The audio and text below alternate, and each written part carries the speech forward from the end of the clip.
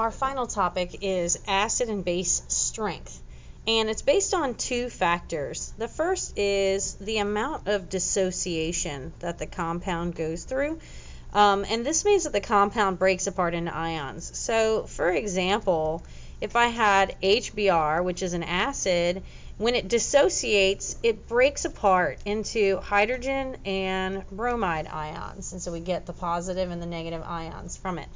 Another example would be if I had NaOH, which is a base, and if it dissociates, it's going to give me sodium ions and hydroxide ions.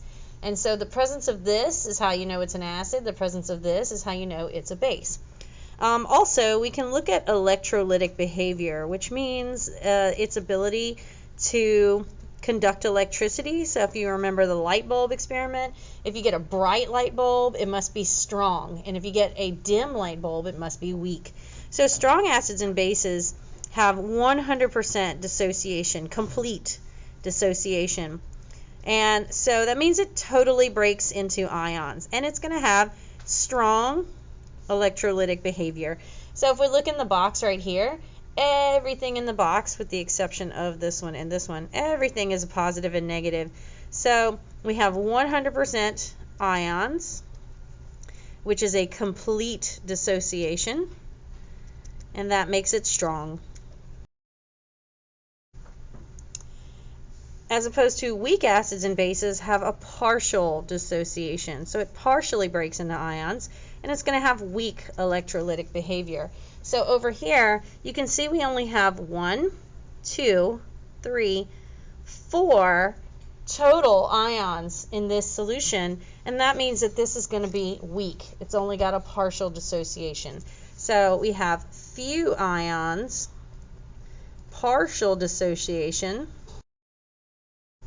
which is going to be weak. Now we're going to do an activity called What's in the Beaker. When I look here, because I have hydroxide, that's how I know this is a base. And you can see all the hydroxides in the beaker, which is how we know this is a base. Everything that has a positive or negative charge, I'm going to circle to kind of get an idea of how many positives and negatives do we have in the beaker. And so you can see everything has a positive or negative charge, and that's going to make this a strong base. Next, I'm going to look in this beaker, and you see how we have an H+? That's how we know this beaker contains an acid. Also, all acids start with hydrogen. Notice that everything with a positive or a negative charge, I'm circling, and since I'm circling everything in the beaker, that makes this a strong acid. Okay, over here, I have this H+. That's how I know this is an acid.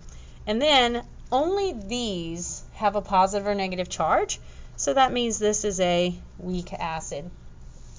Now I'll go to HCN, and I can see this H+ in the beaker. That's how I know that this is an acid. I'm going to circle everything with a positive or negative charge, and since it's only these two and nothing else, this is a weak acid. If I look over here, because there is this hydroxide in the beaker, that makes this a base. And then everything has a positive and negative charge, and that makes this a strong base. Here, because they have this hydrogen in the beaker, that's how I know this is an acid. And then everything has a positive or negative charge, and so that makes this a strong acid. Okay, because this has a hydrogen in the beaker, that's how I know that this is an acid. And because only this and this have a positive and negative charge, this is a weak acid. This has hydrogen in the beaker, that makes it an acid.